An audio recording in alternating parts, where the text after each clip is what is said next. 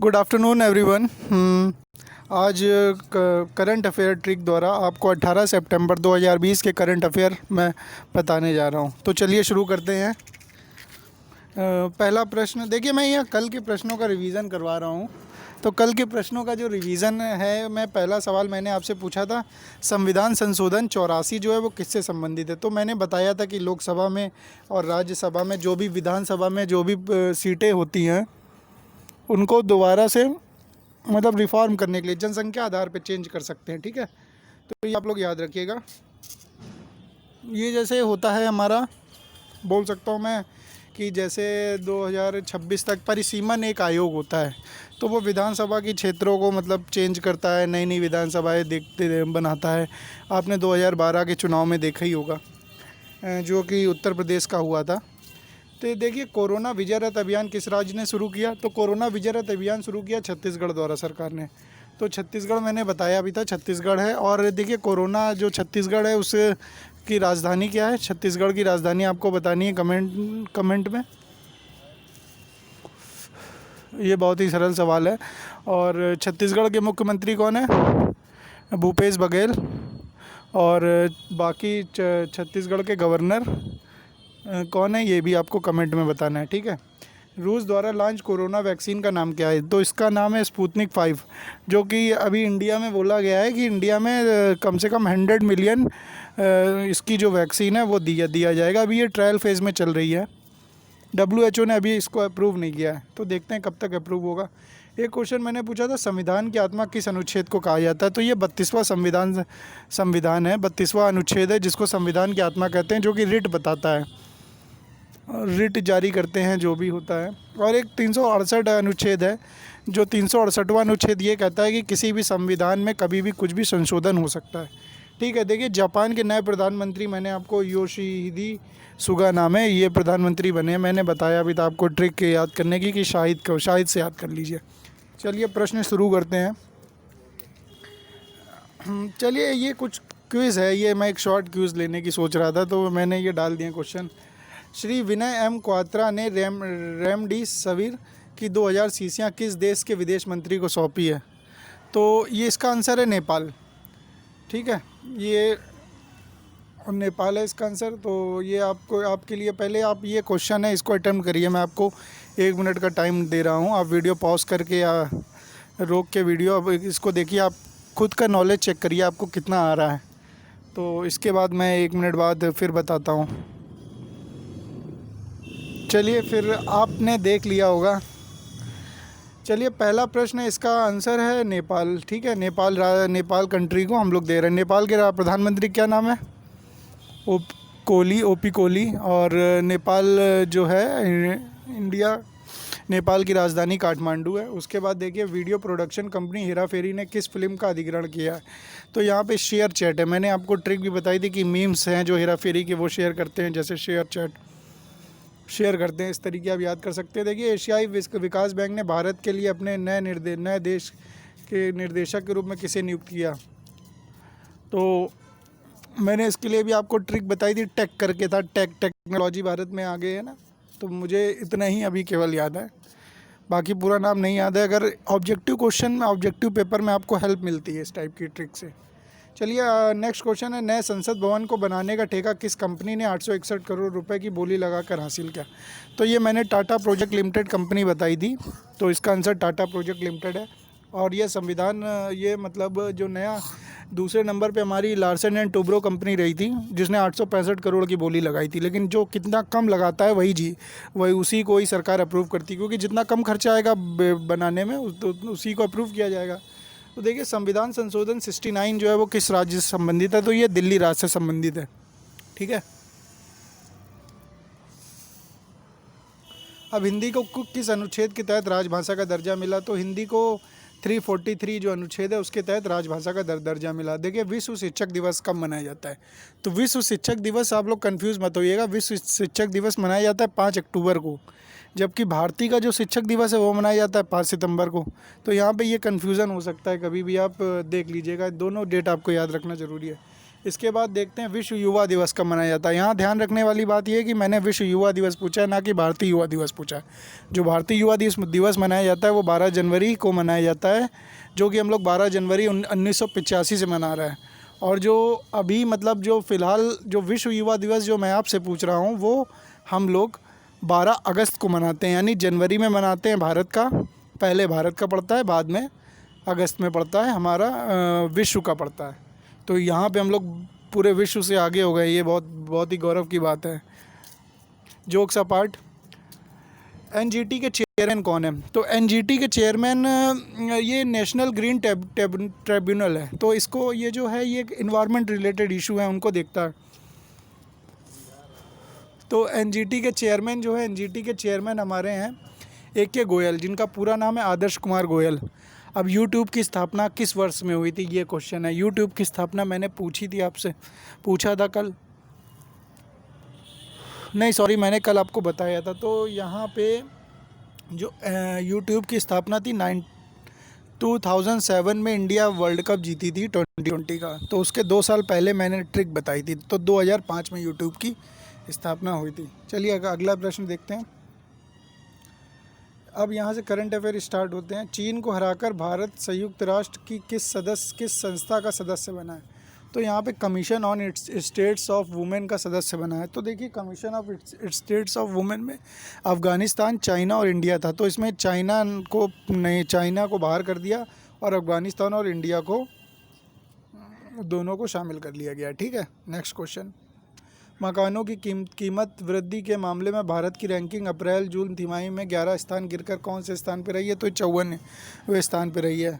तो ये इस समय लॉकडाउन का इफ़ेक्ट आप देख ही रहोगे। तो लॉकडाउन के इफ़ेक्ट के कारण भारत में जो कीमतें थी मकानों की वृद्धि दर वो कम हो गई है। ठीक है, नेक्स्ट क्वेश्चन 54वां स्थान है।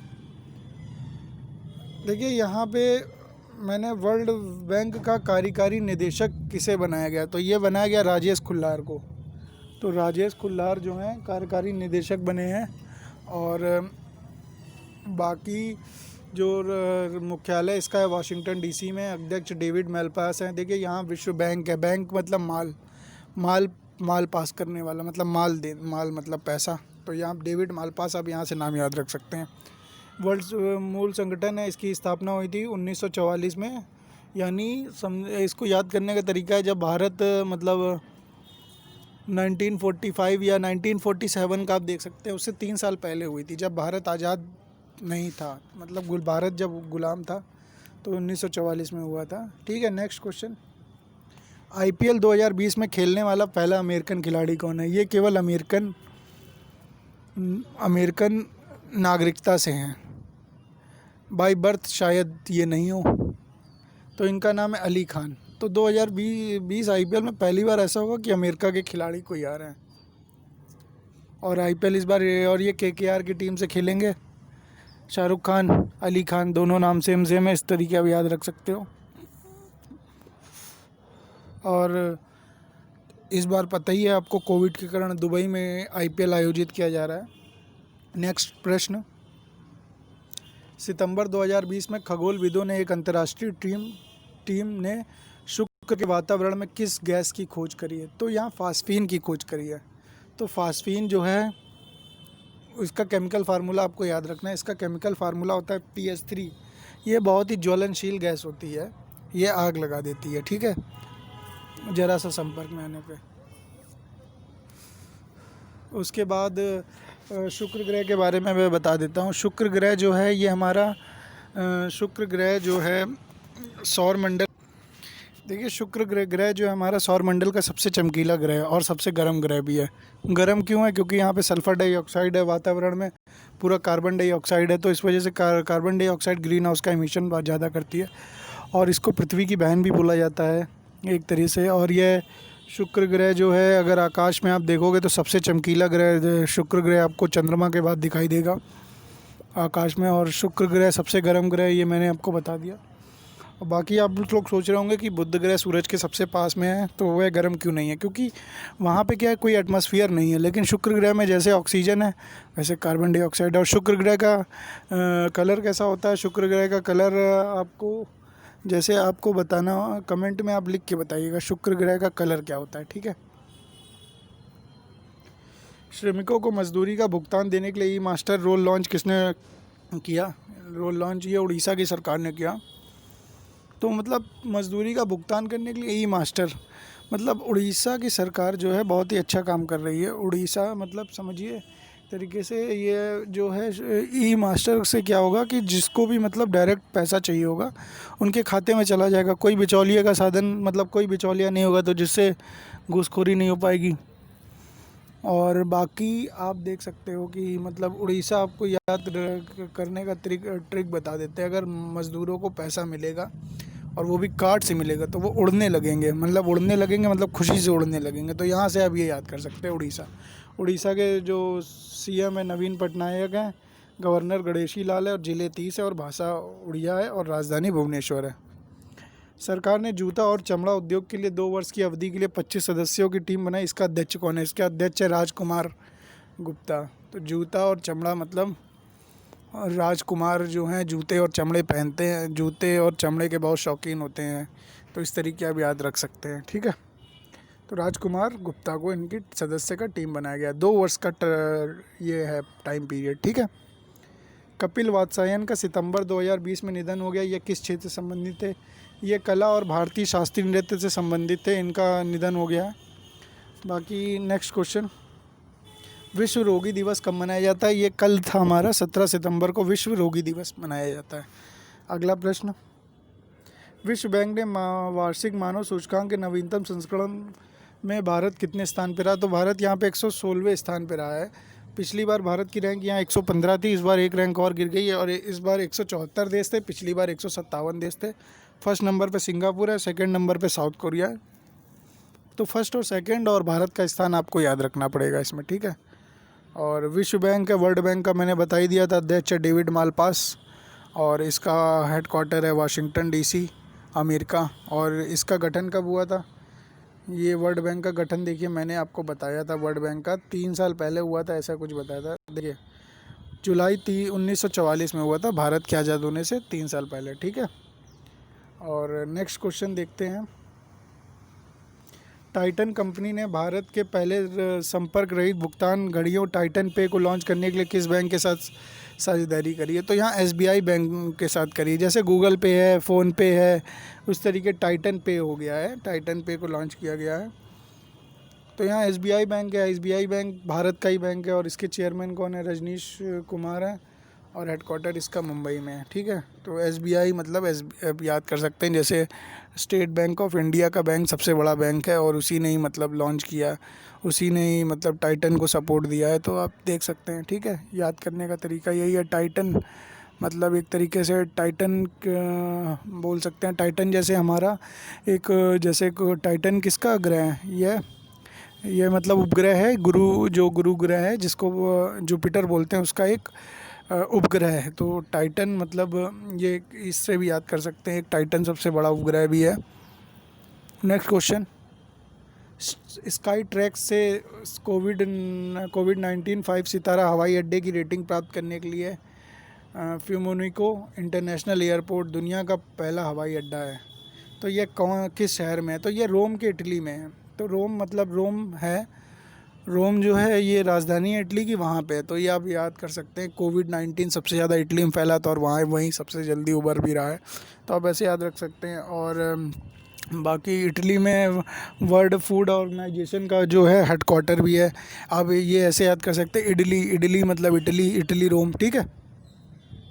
किस राज्य सरकार ने अपने सूक्ष्म लघु मध्यम उद्यमों को इकोसिस्टम को विकसित करने हेतु भारतीय लघु विकास बैंक के साथ एक ज्ञापन समझौते पर हस्ताक्षर किए हैं? तो ये क्वेश्चन रिपीट हो गया है, आई थिंक मैंने पिछली बार 1 या 2 दिन पहले बताया था। तो इसका आंसर है राजस्थान। ये एक्सप्लेन याद कर लीजिए आप, MSME के लिए राजस्थान है, ठीक है।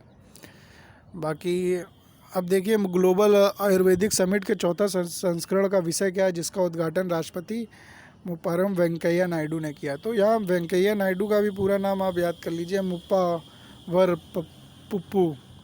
तो यहाँ महामारी के दौरान आयुर्वेद के लिए उभरते अवसर, मतलब आपदा में अवसर एक और आ गया आयुर्वेद भी अब आपदा में अवसर ढूंढ रहे हैं, ठीक है। तो याद कर लीजिए आप, ठीक है।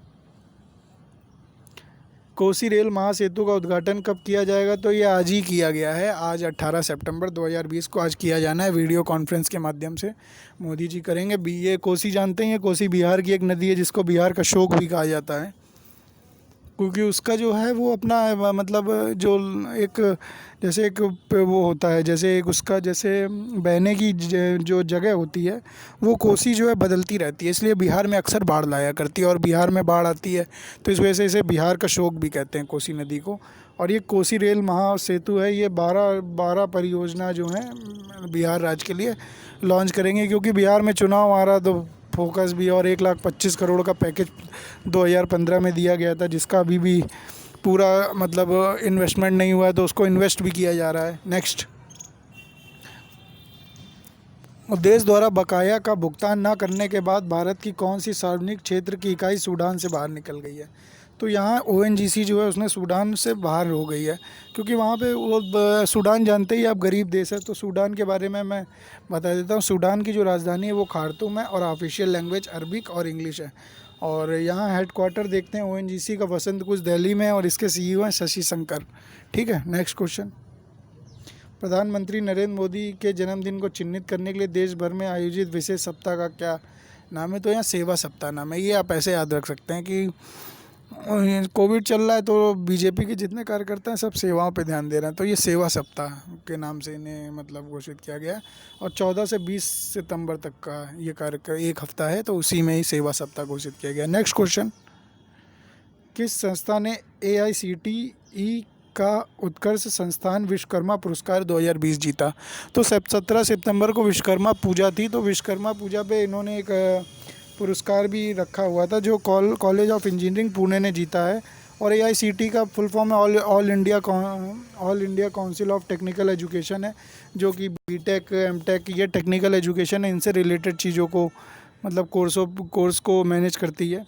और इसकी जो फाउंडिंग हुई थी वो 1945 में हुई थी, भारत के आज़ाद होने से 2 साल पहले। इसका हेडक्वार्टर जो है न्यू दिल्ली में है।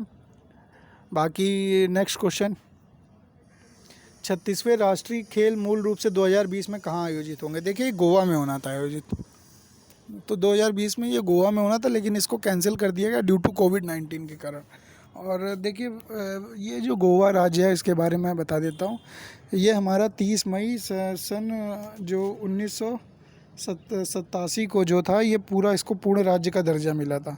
और ये संविधान संशोधन जो था 56वां संविधान संशोधन था। तो गोवा एंड दमन दीव थे, दो मतलब थे। तो गोवा को पूर्ण राज्य का दर्जा मिल गया था 1987 को, और दमन दीव को केंद्र शासित प्रदेश घोषित कर दिया गया था। और इसी के तहत जो 12वां संशोधन था एक, जो 1960 में आया था, उसके तहत बोला गया था कि गोवा और दमन दीव को मतलब एक तरीके से भारत सरकार में शामिल कर दिया गया था और नए केंद्र शासित प्रदेश के रूप में। ठीक है, तो 12वां संशोधन याद रखना है। 12वां संशोधन से रिलेटेड आपका आर्टिकल है 240, जिसमें संशोधन किया गया था जब गोवा और दमन दीव को भारत में शामिल किया गया था। तो आप यहाँ से 3 पॉइंट याद रखिए। पहला, संविधान 240 अनुच्छेद गोवा से रिलेटेड है, संविधान संशोधन 12वां। और दूसरा जो एक संविधान संशोधन है वो है संविधान संशोधन गोवा से रिलेटेड 56, गोवा एंड दमन दीव से, और उसका ईयर है 1981। और 12वें संशोधन का ईयर है 1962। ठीक है, तो यहाँ से आप याद रखिए। और 36वां खेल जो था वो स्थगित हो गया, ये भी याद रखिए। नेक्स्ट क्वेश्चन, ब्रिक्स सम्मेलन की अध्यक्षता किस देश ने करी है? तो यहाँ रशिया ने करी है। मैं ब्रिक्स देश के बारे में बता दे रहा हूँ। पहला जो ब्रिक्स सम्मेलन हुआ था 2009 में हुआ था। जो ब्रिक्स की फाउंडिंग हो गई थी, जो खोज चल रही थी मतलब बनाने के लिए, वो 2009 में हुई थी। 9 में नहीं, 2006 में हुई थी, और 2009 में इसकी पहला अधिवेशन हुआ था। पहला अधिवेशन सम्मेलन हुआ था, जो वो कहाँ पे हुआ था? वो हमारा हुआ था रूस में ही हुआ था। येकेतरिनबर्ग एक शहर है, वहीं पे हुआ था। और उसके बाद दिसंबर 2010 में क्या हुआ, उभरती हुई जो शक्तियाँ थी देखा गया एशिया की, मतलब ब्रिक्स की जो भी हैं, जिनकी मतलब ये आबादी 40% आबादी ब्रिक्स देशों की है।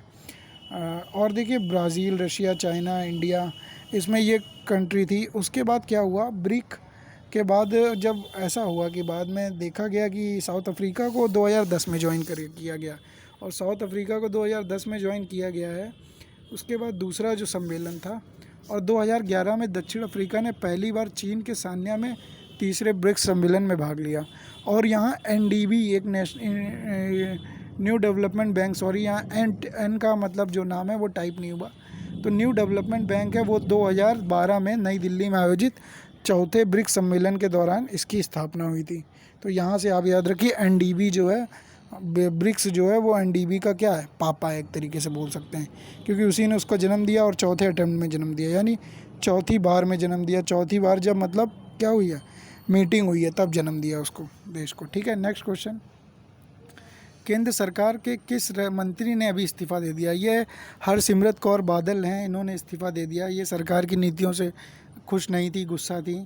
तो यहाँ पे 3 बिल आए थे, उसी का विरोध किया था। एक कृषक उपज व्यापार और वाणिज्य विधेयक 2020, कृषक कीमत आश्वासन और कृषि सेवा पर करार विधेयक 2020 और आवश्यक वस्तु विधेयक 2020। इसका क्वेश्चन मैंने बताया था, आवश्यक वस्तु में जैसे उसको हटाया जा रहा है हमारा दालें और अनाज, इस चक्कर में किसानों में नाराज़गी चल रही है। तो हरसिमरत कौर बादल ने इस पर इस्तीफ़ा दे दिया। ठीक है, नेक्स्ट क्वेश्चन। चलिए PPT ख़त्म हो गई है, बाकी धन्यवाद, कल मिलते हैं आप। ओके।